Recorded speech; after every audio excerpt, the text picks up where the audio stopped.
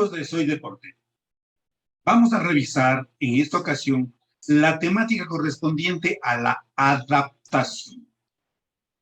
Hemos venido hablando durante mucho tiempo de que nuestro objetivo como entrenadores es producir procesos de adaptación fisiológica en el organismo de nuestros deportistas. Veamos entonces cómo conseguimos esos procesos de adaptación. Cómo el cuerpo se adapta a la carga de entrenamiento que ya la revisamos y cómo eso mejora el rendimiento de nuestro deporte.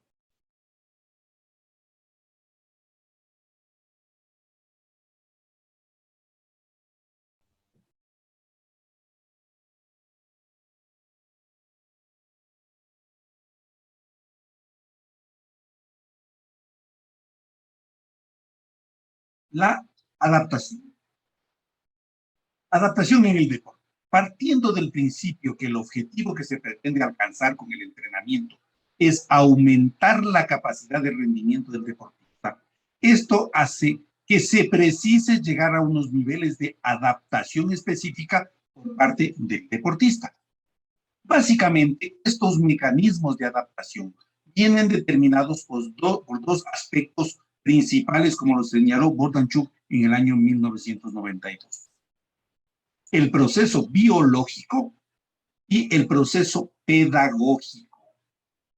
El proceso biológico depende de las influencias que ejercen sobre el organismo determinados sistemas de entrenamiento. Ya vimos cuáles son los medios, cuáles son los métodos de entrenamiento, vimos cuando hablamos de la carga lo que son los volúmenes de entrenamiento y las intensidades que se pueden aplicar a él durante las diferentes jornadas, las sesiones, los microciclos, los mesociclos y los macrociclos de entrenamiento.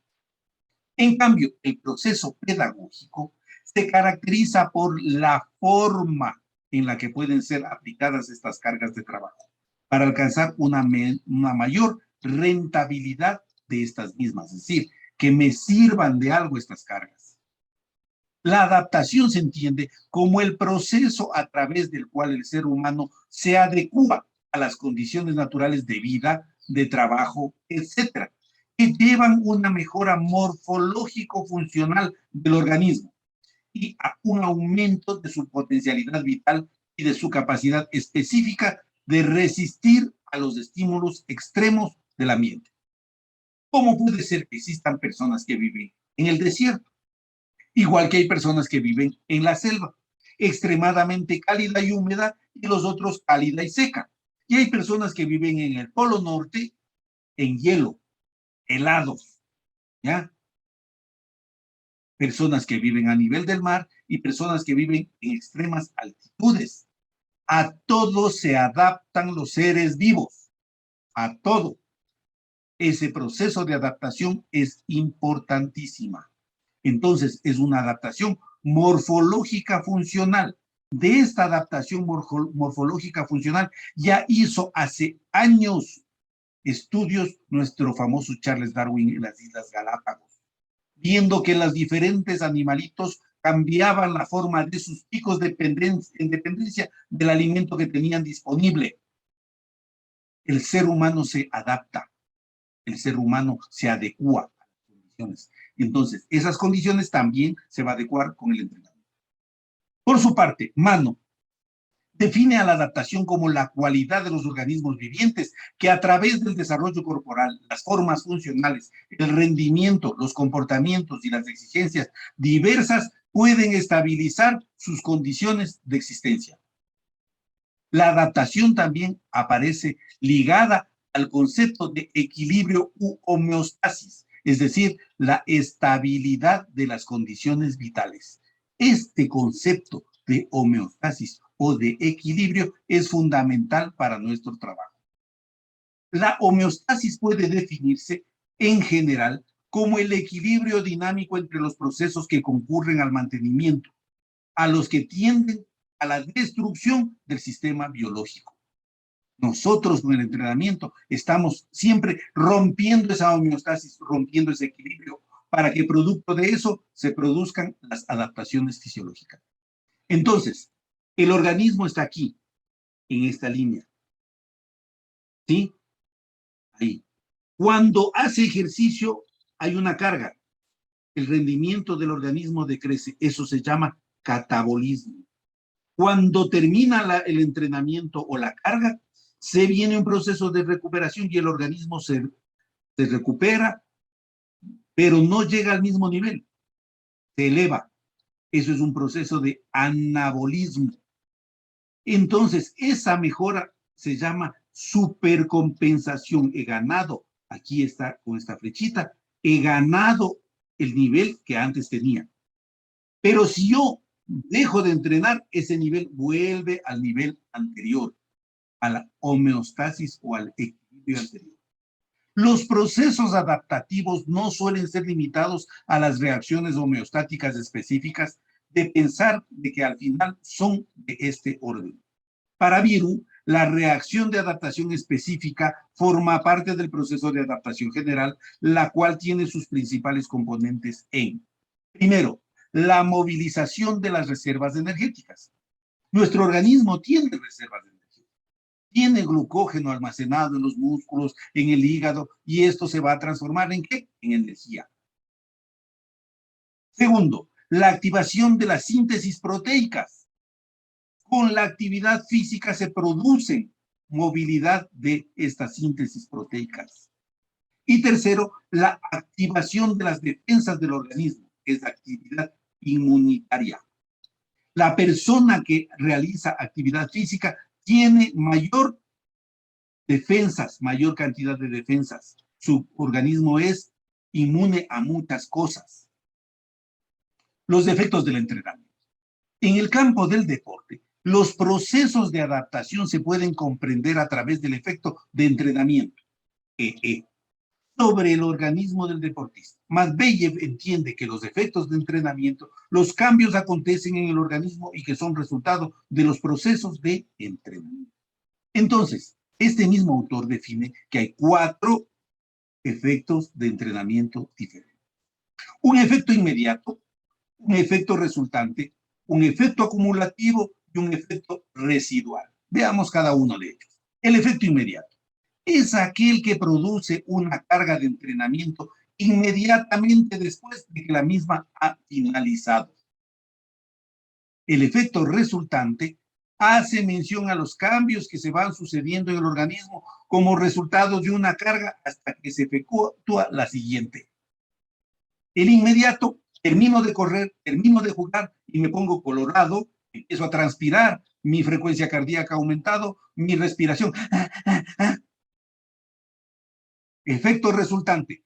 Cuando sigo aplicando cargas y aplico cargas, va aumentando mi condición, va produciéndose un resultado en el organismo. Si yo juego fútbol una sola vez, mi efecto inmediato se desvanecerá. Pero si yo juego todos los días, entreno todos los días, al final de la semana mi organismo va a haber producido algún cambio. Variará en cada carga según la recuperación. Si yo no paro, no detengo el entrenamiento 1 o 2 días a la semana, no hago una variación de la cantidad de trabajo, en ocasiones voy a llegar a otro punto que ya lo vamos a ver, el overtraining. El efecto acumulado de la carga es el resultado de los efectos inmediatos que se producen durante un proceso prolongado de entrenamiento.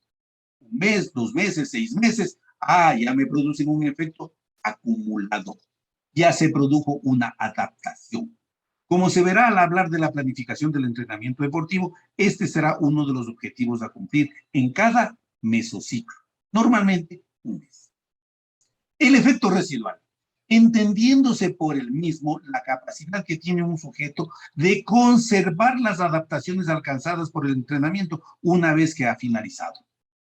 Se terminó la temporada, me voy de vacaciones, regreso al mes, a los 15 días, a las 3 semanas, no he perdido del todo, no tengo que empezar de -0, ¿ya?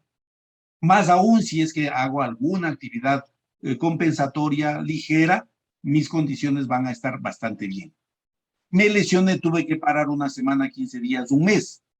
Lo aprendido y lo alcanzado no se pierde de golpe, va a haber disminución.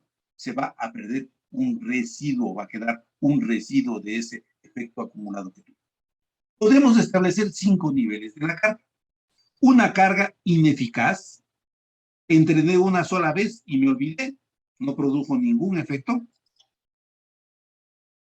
Esta es una carga inferior al 60% de la intensidad máxima que puedo realizar. Una carga de recuperación, un trotecito suave, entre el 60 y el 70% de la frecuencia máxima o de la intensidad máxima. Una carga de mantenimiento entre el 60 y el 80%. Ya logré una cantidad de mejora. Si yo trabajo entre el 70 y el 80%, voy a mantener ese nivel. Una carga entrenable, cuando mi nivel de entrenamiento está entre el 80 y el 90% de mi capacidad. Y una carga excesiva cuando trabajo al 90 y al 100%. ¿Dónde tenemos que trabajar? En este. 3 y 4. Aquí. ¿Sí? Zona 3 y zona 4, fundamentales para nuestra mejoría. Carga ineficaz, menor al 60%. No tiene ningún efecto en el desarrollo de las capacidades. Tiene un efecto de mantenimiento o un efecto de restablecimiento sobre el organismo. Si yo quiero recuperarme, trabajo por debajo del 60% de mi intensidad. Carga de recuperación entre el 60 y el 70%. Insuficiente para realizar cambios significativos. No voy a mejorar, pero me puedo recuperar. Pero que tiene un efecto sobre la regeneración de los sustratos. Entonces, lo que habíamos hablado en otra conferencia. Termino de hacer una etapa del Giro de Italia, 4, 5, 6 horas de pedalear a máxima intensidad y me quedo sobre la bicicleta media hora, 40 minutos, a un ritmo entre el 70%. ¿Para qué? Para que se produzcan regeneración de los sustratos producto de la actividad física. Carga de mantenimiento entre el 70 y el 80%. Previene la degradación de las estructuras proteínicas ya desarrolladas y de otras modificaciones involutivas en el organismo. Insuficiente para estimular el efecto de entrenamiento, aunque evita el riesgo de pérdida. Si no puedo mejorar, por lo menos no perderé mi capacidad. Entonces ahí trabajaré entre 70 y 80%. Carga entrenable entre el 80 y 90%. Provoca una síntesis proteica de adaptación en la dirección específica en la que se produce el efecto de entre el 80 y 90. Carga excesiva entre el 90 y el 100. Supera el límite de la capacidad funcional del organismo, provocando un síndrome de exceso de carga. Hay un riesgo de llegar al famoso sobreentrenamiento, conocido como overtraining. El fenómeno del aumento de la fuerza y otros factores de la condición física como respuesta al entrenamiento son de una prueba clara de la adaptación biológica. De hecho, la condición física se puede definir como la capacidad del cuerpo para realizar una tarea específica en condiciones específicas, en donde la tarea se caracteriza por una serie de elementos que imponen una tensión física y psicológica completa. El entrenamiento también puede definirse inicialmente como el proceso consistente en imponer una carga física de forma concreta para conseguir un tipo específico de condición física. Yo entreno velocidad, ¿qué voy a mejorar? La velocidad. Yo entreno resistencia, ¿qué voy a mejorar? Resistencia. Yo entreno fuerza, ¿qué voy a mejorar? La fuerza. El efecto de estrés. La naturaleza y los efectos de estrés fueron estudiados por Hans Selye, quien diseñó un modelo general para describir las respuestas de los sistemas vivos a las fuentes de estrés en el medio ambiente. Este modelo lo denominó síndrome de adaptación general, SAG. Él identificó dos formas de estrés: un estrés beneficioso que produce un crecimiento y un estrés perjudicial que provoca decadencia, daños o enfermedad, incluso la muerte. El entrenamiento bien planificado se caracteriza por la acción continuada de procesos de estrés beneficioso, mientras que el estancamiento, la sensibilidad dolorosa y las lesiones leves pero persistentes son indicadores iniciales de un estrés perjudicial. La teoría de Seyle postula que todos los animales expuestos a los periodos de estrés sobrellevan 3 fases dentro del sistema de adaptación general: alarma inicial, resistencia y agotamiento. La energía necesaria para la resistencia o la adaptación procede de la fuente disponible de energía de adaptación superficial o la fuente de emergencia de la energía de adaptación profunda, según el nivel de agotamiento, depleción de la energía en un momento dado. El entrenamiento puede describirse como el proceso mediante el cual el cuerpo se ve expuesto sistemáticamente a una serie dada de elementos de estrés para que pueda superar futuras exposiciones a dichos.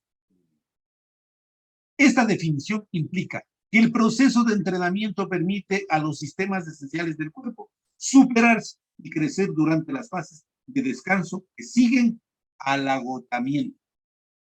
Yo puedo llegar al agotamiento, pero necesito ¿qué? Recuperarme. Y con eso voy a crecer.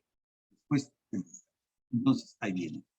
Se produce el catabolismo, se produce el anabolismo. Siempre estamos en este ir y venir. Entonces, esta mejora o supercompensación, esto es lo que tenemos que buscar.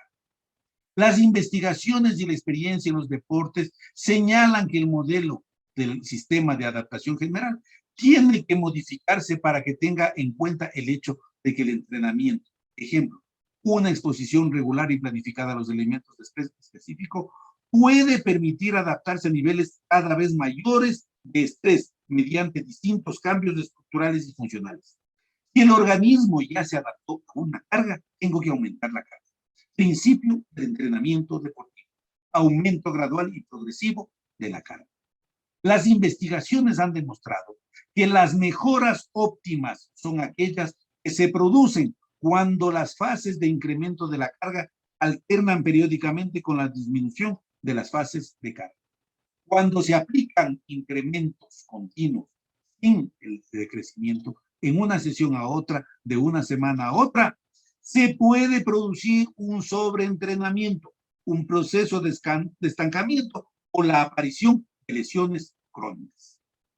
Es de vital importancia recordar que la reparación y el crecimiento tisulares se producen sobre todo durante los periodos de recuperación y transición entre las sesiones de entrenamiento y no durante las fases de cargas fuertes.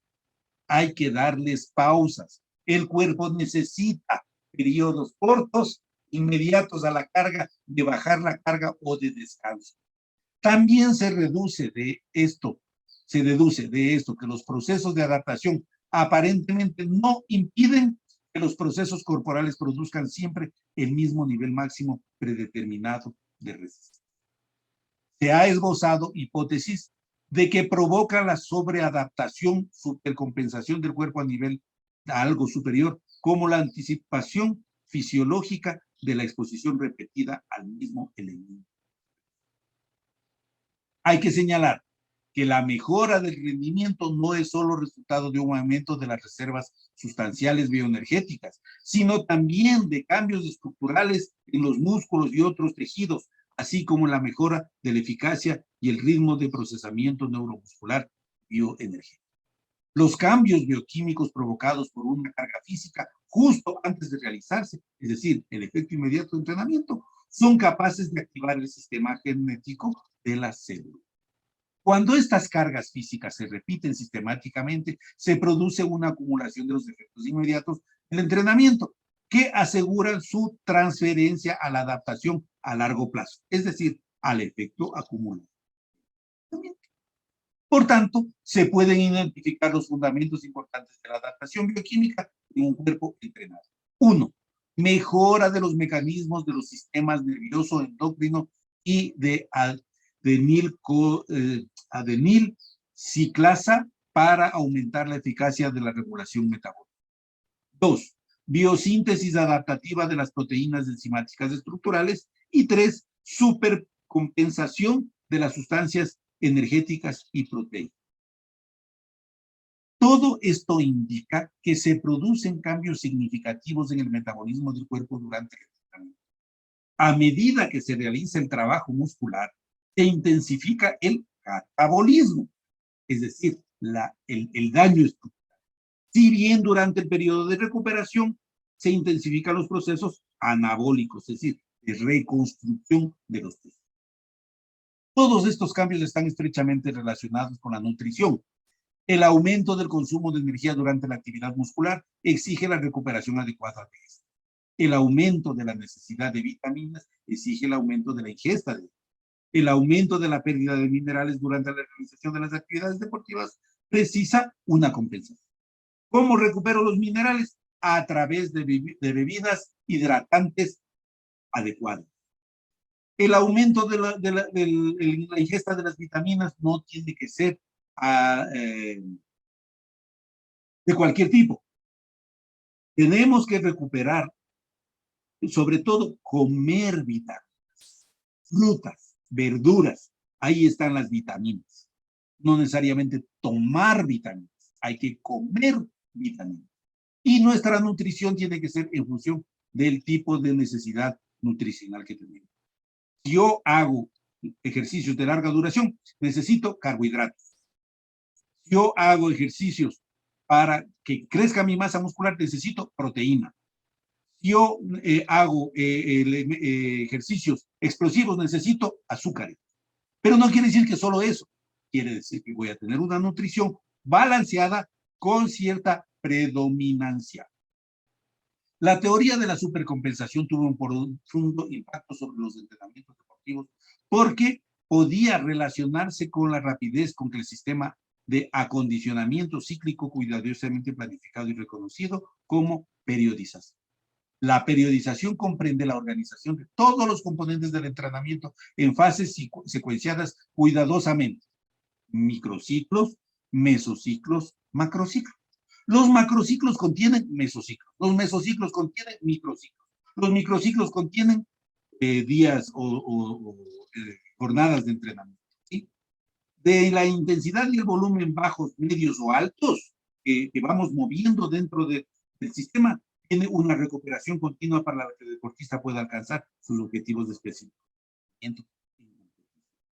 Yo no puedo utilizar siempre la misma intensidad y el mismo volumen. Yo escucho que dice, hay deportistas que entrenan todas las semanas 80 kilómetros. No, pues tienes que variar. Tienes que haber altos, medios y bajos volúmenes. Altas, medias y bajas intensidades. Y en función de esa ondulación de la carga, vas a tener un efecto resultado. Muchísimas gracias.